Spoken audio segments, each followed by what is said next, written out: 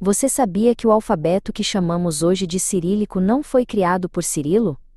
Então, quem foi que realmente inventou esse sistema de escrita? Você sabia que o próprio Cirilo nem nasceu com esse nome? Qual era a sua identidade antes de se tornar monge e entrar para a história? Você já ouviu falar que o cirílico nasceu na Bulgária e não na Rússia? E que no russo existem dois nomes para o mesmo alfabeto: Азбука e alfavit. Qual a diferença entre eles no uso do dia a dia?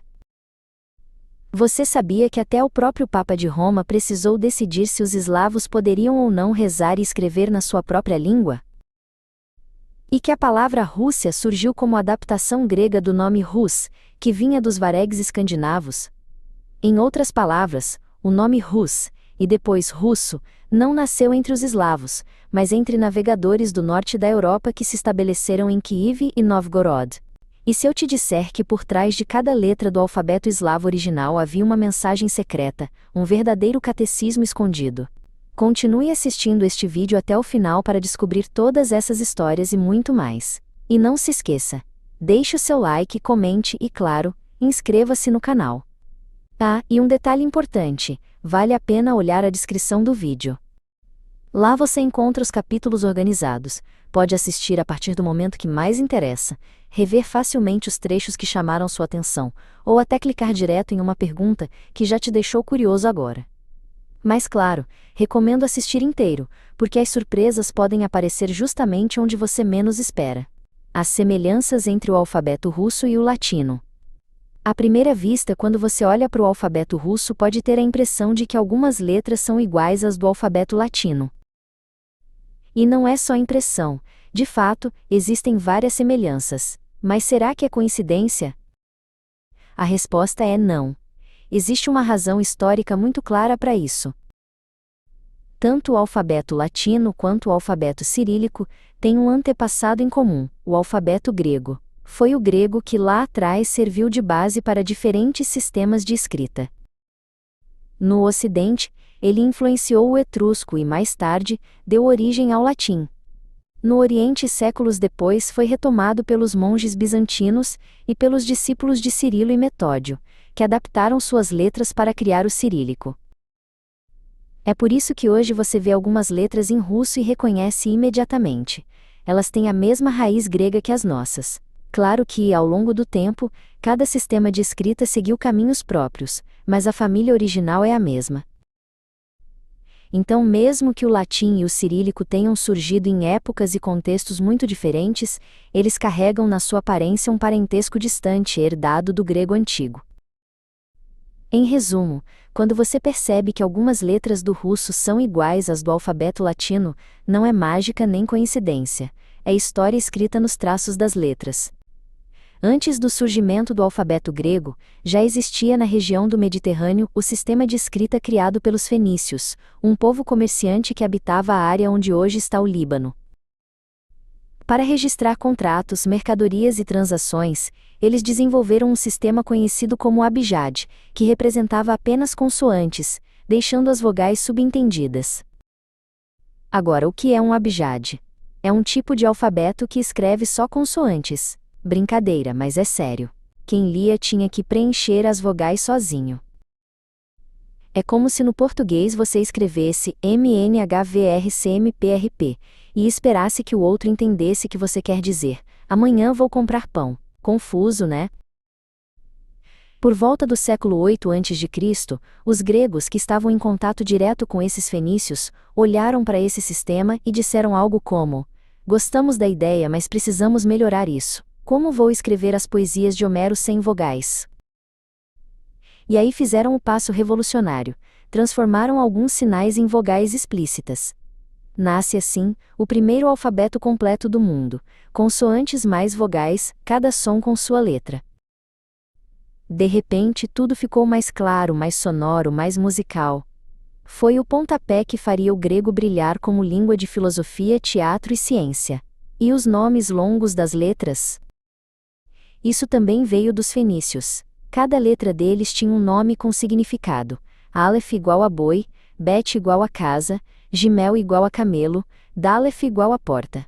Os gregos mantiveram o som desses nomes, mas já não lembravam do sentido. Resultado: até hoje falamos alfabeto, juntando alfa mais beta, da Grécia aos etruscos e a Roma. Depois de inventar esse alfabeto com vogais, os gregos começaram a espalhá-lo junto com as suas colônias pelo Mediterrâneo. Uma das regiões onde eles se instalaram foi o sul da Itália. Ali viviam os etruscos, um povo misterioso, com uma cultura própria e uma língua que ainda hoje não entendemos totalmente. Mas os etruscos eram bons de adaptação, olharam para a escrita grega dos colonos e disseram algo como: "Isso serve para nós também." Assim, por volta do século 7-6 a.C., o alfabeto grego entrou na Península Itálica, ganhou pequenas mudanças e virou o alfabeto etrusco. E dos etruscos, a bola passou para os vizinhos mais ambiciosos, os romanos. Eles herdaram esse sistema, mas, como bons administradores e soldados, foram simplificando tudo. Resultado: o que era alfa, beta, gama, delta virou apenas A, B, C, E, D, curto e grosso, no estilo romano. Foi desse processo que nasceu o alfabeto latino. No início ele tinha menos letras, mas já era reconhecível. E com a expansão de Roma, esse alfabeto se espalhou primeiro pela Itália, depois por toda a Europa Ocidental, e mais tarde pelo mundo inteiro. A queda de Roma e a sobrevivência do Oriente. Em 476 d.C., o Império Romano do Ocidente caiu. O último imperador, Rômulo Augustulo, foi deposto, e no seu lugar surgiram reinos germânicos. Mas a ideia de Roma não desapareceu. No Oriente, com capital em Constantinopla, hoje Istambul, na Turquia, o império continuava vivo. Esse estado, que os historiadores chamam de bizantino, ainda se considerava romano, mas era cada vez mais grego em língua e cultura. Enquanto isso, no espaço entre o Ocidente Latino e o Oriente Grego viviam os eslavos. Eles estavam literalmente espremidos entre dois mundos cristãos em expansão. De um lado, a igreja ligada a Roma e aos francos, do outro, a igreja de Constantinopla. Foi nesse contexto de disputas políticas e religiosas que surgiu a necessidade de dar aos povos eslavos uma escrita própria. Para que pudessem ser evangelizados, instruídos e integrados nesse cenário de poderes concorrentes. O pedido da Grande Morávia e a resposta de Constantinopla.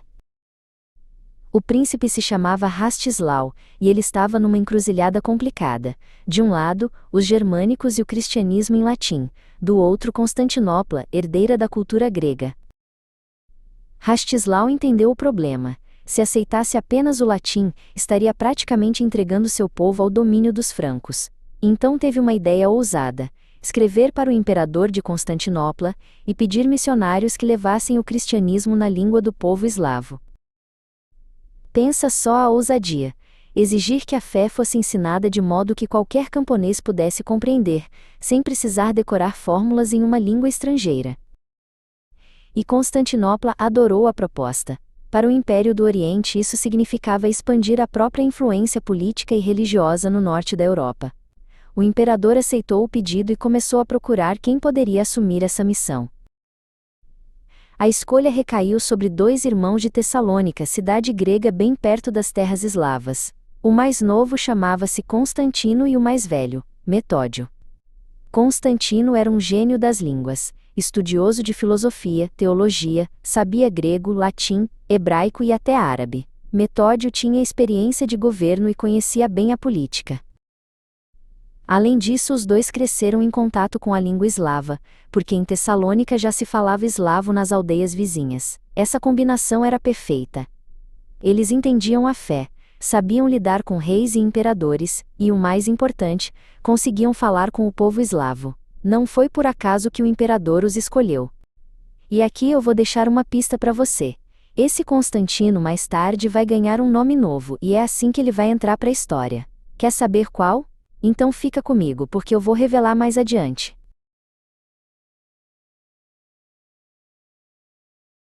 Sim, o nosso Constantino se tornaria São Cirilo. Juntamente com seu irmão Metódio, ele criou o alfabeto glagolítico, a base para o cirílico que usamos hoje. Eles traduziram a Bíblia e textos litúrgicos para o eslavo, dando voz e identidade religiosa a um povo inteiro. A voz escondida das letras. O nascimento do glagolítico. Agora imagine a cena: dois irmãos chegam à missão mais ousada da vida. Eles não podiam simplesmente levar livros em grego ou em latim porque os eslavos não tinham como ler aquilo. E pior, eles não tinham escrita nenhuma. A língua era só oral, cheia de sons que não existiam nem no grego nem no latim. Como traduzir a Bíblia assim? Foi aí que nasceu a ideia de criar um alfabeto completamente novo, o glagolítico. Suas letras tinham formas diferentes de tudo que havia na época. Não eram gregas, não eram latinas, mas seguiam a mesma lógica que havia tornado o grego tão poderoso séculos antes. Cada som da língua ganhava sua própria letra, e as vogais também tinham sinais claros. Parece óbvio hoje, mas naquela época foi uma verdadeira revolução cultural. E por que isso era tão importante? Porque escrever não era apenas uma questão técnica, era também uma forma de afirmar identidade. Quando um camponês eslavo ouvia a leitura da Bíblia em sua própria língua, era como se ele fosse incluído em algo muito maior. Não era mais só repetir sons incompreensíveis em latim, mas realmente compreender. Agora, aqui vem a parte mais curiosa: cada letra do glagolítico não era apenas uma letra. Ela tinha um nome-palavra do próprio vocabulário eslavo. Então, ao recitar o alfabeto, o aprendiz não dizia apenas A, B, C, mas palavras inteiras que, juntas, formavam um sermão escondido. O catecismo escondido no Azbuca. No coração do glagolítico havia um segredo genial. Cada letra não era apenas um sinal gráfico, mas também uma palavra cheia de sentido. As 6 primeiras já revelavam toda a intenção da missão. As queria dizer eu. Book podia significar tanto letras quanto livros, abrindo espaço para um duplo sentido: aprender a ler e, ao mesmo tempo, mergulhar no conhecimento escrito. Logo em seguida vinha Vedi, que significa sei e conheço. A mensagem inicial já estava ali: eu, por meio das letras, sei, ou eu, com os livros, conheço. Depois aparecia glagol, palavra fala, seguida de dobrô, bem bondade, e então jivete vivei. Juntas, essas palavras criavam uma frase que soava quase como uma instrução de vida: eu com as letras conheço, falo a palavra do bem, vivo corretamente. E quando se recitava o alfabeto inteiro, do começo ao fim, formava-se uma longa lição, uma espécie de catecismo escondido nas letras. Traduzindo para o português, a mensagem soava assim: eu, pelas letras, conheço. Fala a palavra do bem, pois ela existe. Vive com zelo sobre a terra. E vós que sois gente, pensai e compreendei. Nosso fundamento é a paz. Dizei a palavra com firmeza. Segui o caminho correto, preservai a fé. Distingue o justo, buscai a verdade. Conservai a vida, respeitai a ordem, mantendo a plenitude e a unidade. Não era apenas um alfabeto, era uma cartilha de conduta, um resumo de fé e sabedoria escondido dentro da sequência de letras. Cada repetição reforçava não só a leitura, mas também a visão de mundo que se queria transmitir. A Batalha das Línguas Sagradas, o conflito com os germânicos e a luta pelo reconhecimento. Mas essa história não foi tranquila. O uso da nova escrita e da língua eslava logo gerou um conflito enorme. Os germânicos, que dominavam a região vizinha, reagiram com hostilidade. Para eles, a fé cristã só poderia ser ensinada em 3 idiomas: o latim, o grego e o hebraico. Essa ideia ficou conhecida como a heresia das 3 línguas. Ou seja, qualquer tentativa de rezar, cantar ou ler a Bíblia em outra língua seria vista como escandalosa. Os missionários enviados de Constantinopla não aceitavam essa limitação. Afinal, qual era o sentido de falar de fé se o povo não entendia nada? Eles defendiam que o eslavo também podia ser língua de oração, de liturgia e de leitura sagrada. Mas a pressão germânica foi dura: perseguições, críticas, disputas abertas pelo controle da Morávia. Diante desse impasse, os irmãos receberam uma nova missão: viajar até Roma para pedir ao Papa o reconhecimento oficial do uso do eslavo na liturgia. Foi uma jogada ousada, ir diretamente ao centro do poder latino e pedir uma aprovação que, em teoria, ia contra tudo o que os germânicos estavam defendendo. Imagina o clima. De um lado, os bispos germânicos acusando a prática de heresia. Do outro, missionários trazendo livros sagrados traduzidos, prontos para provar que a mensagem divina podia ser compreendida pelo povo comum. Era mais do que uma questão linguística. Era uma batalha pela alma cultural e espiritual dos eslavos. Roma, reconhecimento, e a última escolha de Constantino. Foi uma vitória histórica, e uma grande derrota para quem defendia a ideia das 3 línguas sagradas, latim, grego e hebraico. Durante a estadia em Roma, Constantino adoeceu. Ele entendeu que a situação era séria, e tomou uma decisão: entrar para a vida monástica. E foi ali, em Roma, que recebeu o nome pelo qual entraria para a história: Cirilo. Cirilo faleceu em Roma, em 869, sendo sepultado na Basílica de São Clemente. É curioso, porque na prática ele já vivia há anos como um erudito dedicado, viajando em missões religiosas e debatendo filosofia e teologia. Mas, formalmente, ele ainda não era monge. Só nesse momento final é que isso aconteceu. Como se fosse um último capítulo da sua caminhada. E é por isso que hoje o mundo inteiro o conhece como Cirilo, e não como Constantino. Pouco tempo depois dessa decisão, em 869, ele faleceu em Roma. O irmão dele, Metódio, ficou responsável por continuar a missão. Metódio sozinho, e a virada da Morávia. Ele continuou defendendo a liturgia em língua eslava e resistindo à pressão germânica, mas a tarefa não era nada fácil. Sofreu perseguições, foi acusado de heresia, e chegou até a ser preso por algum tempo. Mesmo assim, nunca abandonou a ideia de que a fé devia ser compreendida na língua do povo. Metódio manteve essa luta até a sua morte, em 885, e foi justamente aí que a situação mudou de vez. A política da Grande Morávia acabou cedendo à influência germânica, e o uso do eslavo foi proibido. Os discípulos que tinham aprendido com Cirilo e Metódio foram expulsos e tiveram que procurar refúgio em outro lugar. Esse refúgio eles encontraram no Império Búlgaro. E é lá, na Bulgária do século X, que toda essa história vai ganhar um novo capítulo: o nascimento do cirílico. O nascimento do cirílico na Bulgária. Quando os discípulos de Cirilo e Metódio foram expulsos da Morávia, encontraram acolhida no Primeiro Império Búlgaro. E não poderia haver lugar mais propício. A Bulgária tinha se convertido oficialmente ao cristianismo em 864, precisava consolidar essa nova fé, e buscava também afirmar a sua cultura frente à pressão tanto de Constantinopla quanto dos vizinhos latinos. Ali, sob o apoio do czar Boris I, e depois do seu filho Simeão o Grande, os discípulos continuaram o trabalho de tradução e ensino. Mas havia um desafio.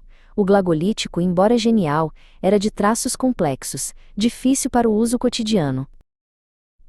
Então surgiu a ideia de criar um alfabeto mais simples, mais prático e visualmente próximo do grego que os monges bizantinos já conheciam bem. Assim nasceu o cirílico antigo, por volta da segunda metade do século X. As suas letras principais foram inspiradas no alfabeto grego minúsculo da época, mas com acréscimos para representar os sons típicos do eslavo que não existiam em grego. Esse novo alfabeto foi a ponte perfeita, unia a tradição grega bizantina, respeitada pela Igreja, com a identidade eslava. E diferente do glagolítico, espalhou-se rapidamente, primeiro pela Bulgária, depois pela Rus de Kiev e por todo o mundo eslavo oriental. Búlgaros e Rus, 2 caminhos diferentes até ao mundo eslavo. Interessante que os primeiros búlgaros que fundaram o Estado no século VII eram de origem túrquica, vindos das estepes. Eles conquistaram terras na Península Balcânica, mas estavam cercados por populações eslavas muito numerosas. O que aconteceu? Com o tempo, os búlgaros se fundiram com essa maioria, adotaram a língua eslava e criaram uma identidade nova. Quando o cirílico nasceu na Bulgária, no final do século IX, essa fusão já estava feita. O império era eslavo em língua e cultura, mesmo carregando um nome de origem estrangeira. Séculos depois, um fenômeno parecido começou a acontecer mais ao norte, na Rus de Kiev. No final do século IX, os Rus varegues, escandinavos que controlavam as rotas fluviais, tomaram o poder em Kiev. Eles governavam, cobravam tributos e mantinham a autoridade, mas viviam cercados por eslavos em número muito maior. Aos poucos também passaram a adotar a língua e os costumes locais, e o nome Rus, que pela sua origem era escandinavo, passou a identificar um Estado eslavo em formação. Esse paralelo é revelador. Na Bulgária, a fusão já estava consolidada quando o cirílico nasceu. Em Kiev, ela só estava começando. Duas histórias diferentes, mas que se cruzaram através do alfabeto. Oleg em Kiev e o paralelo com o nascimento do cirílico. A cidade de Kiev, oficialmente fundada em 482 d.C. Até o final do século IX, Kiev cresceu a partir de um assentamento eslavo estratégico, tornando-se parte das rotas comerciais importantes da região do rio Dnieper, e atraindo a atenção dos varegues Rus. Enquanto na Bulgária do final do século IX, os discípulos de Cirilo e Metódio davam origem ao alfabeto cirílico, mais ao norte, nas terras do rio Dnieper, um novo poder político começava a nascer. Foi nesse período que entraram em cena os varangianos, guerreiros e comerciantes escandinavos, conhecidos também como Rus. Eles chegaram navegando pelos rios da região, o Volga, o Dnieper e o Divina, controlando as rotas que ligavam o Mar Báltico ao Mar Negro. Entre esses líderes escandinavos estava Rurik, que por volta de 862 estabeleceu seu domínio em Novgorod, no norte. Ele é lembrado nas crônicas como o fundador da chamada dinastia Ruríkida.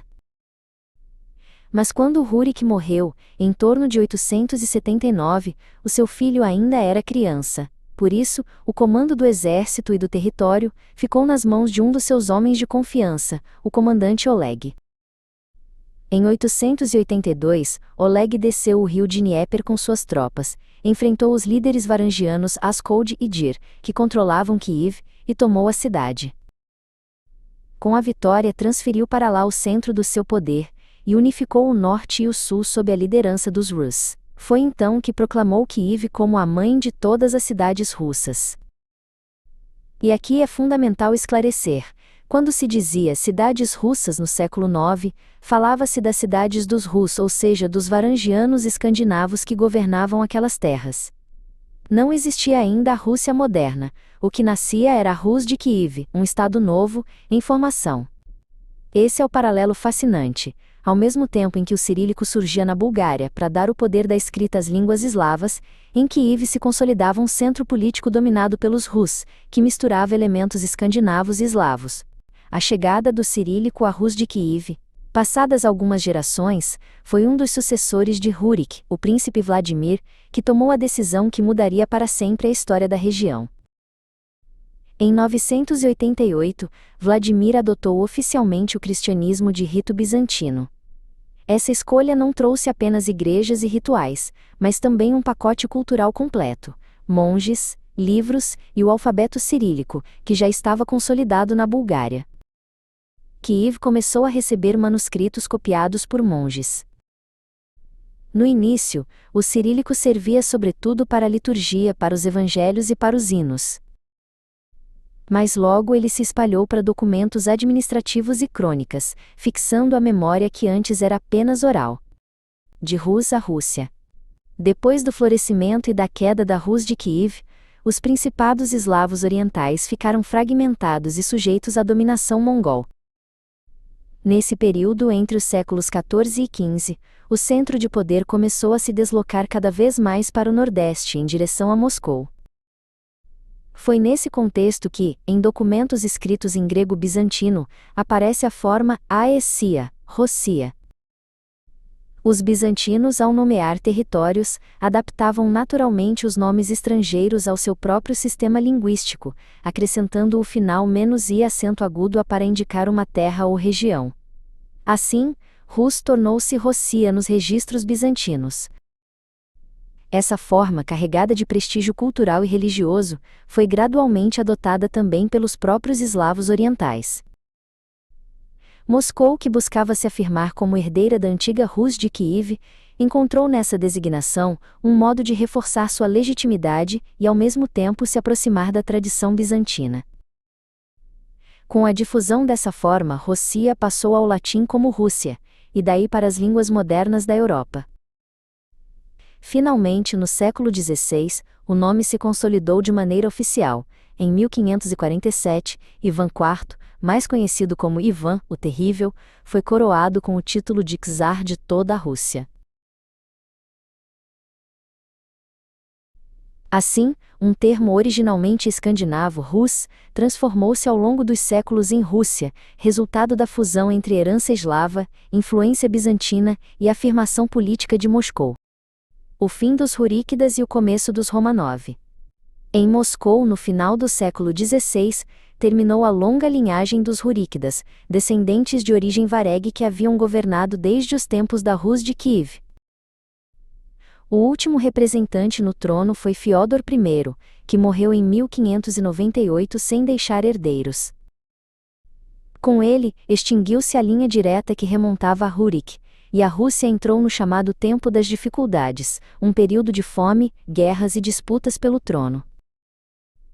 A crise terminou em 1613, quando uma assembleia de nobres, clero e povo elegeu o jovem Mikhail Romanov como novo tsar. A família Romanov tinha apenas uma ligação distante com os antigos Ruríquidas, por meio de parentesco da mãe de Mikhail, mas isso bastava para dar legitimidade simbólica. Assim começou uma nova dinastia, já plenamente eslava e enraizada no contexto russo, que governaria até a Revolução de 1917. Decretos, leis, correspondências oficiais, tudo agora era escrito em cirílico. A Igreja Ortodoxa continuava sendo a guardiã da tradição, mas a chancelaria do Grão-Príncipe usava a mesma escrita para governar. Apesar disso, o cirílico ainda mantinha muitas letras herdadas da época bizantina, mesmo aquelas que já não correspondiam às sons reais da língua russa. Os textos continuavam cheios de símbolos redundantes, e a caligrafia era pesada, ornamentada. A reforma de Pedro o Grande, nasce o alfabeto civil. No início do século XVIII, o Tsar Pedro I, mais conhecido como Pedro o Grande, decidiu modernizar a Rússia de cima a baixo. Queria aproximar o país do Ocidente europeu, tanto em exército e navegação quanto em ciência e cultura. E no meio dessas reformas entrou até o alfabeto. Em 1708, Pedro ordenou a criação do chamado alfabeto civil, Gражданский Schrift. A ideia era simples: simplificar e ocidentalizar a escrita. Muitas letras arcaicas, herdadas do grego e já inúteis para o russo falado, foram eliminadas. O desenho das letras também mudou, ficou mais limpo, menos ornamentado, inspirado no estilo tipográfico europeu. O resultado foi prático. A escrita russa ficou mais acessível para a impressão em tipografias, facilitando a publicação de livros técnicos, científicos e administrativos. Até a distinção era clara. Textos religiosos continuavam em estilo antigo, mas documentos civis, livros de ciência e de política passavam a usar a nova forma. O passo decisivo veio no início do século XX, depois da Revolução de 1917. Em 1918, o novo governo soviético promoveu uma grande reforma ortográfica. Foram eliminadas letras que já não correspondiam a sons do russo falado, como ré, yat, fã, fita, i e decimal. O alfabeto foi reduzido e simplificado, ficando com as 33 letras que usamos até hoje. Com isso, nasceu o alfabeto russo moderno, enxuto, padronizado, eficiente para a alfabetização em massa e para a impressão de livros e jornais. O cirílico medieval cheio de símbolos redundantes ficou no passado, e a Rússia entrou definitivamente na era da escrita contemporânea. Assim o caminho foi longo, do glagolítico búlgaro ao cirílico inicial, da liturgia medieval ao alfabeto civil de Pedro, até a reforma de 1918. O resultado é o sistema de escrita que milhões de pessoas usam hoje, carregando em cada letra uma história de mais de 1000 anos.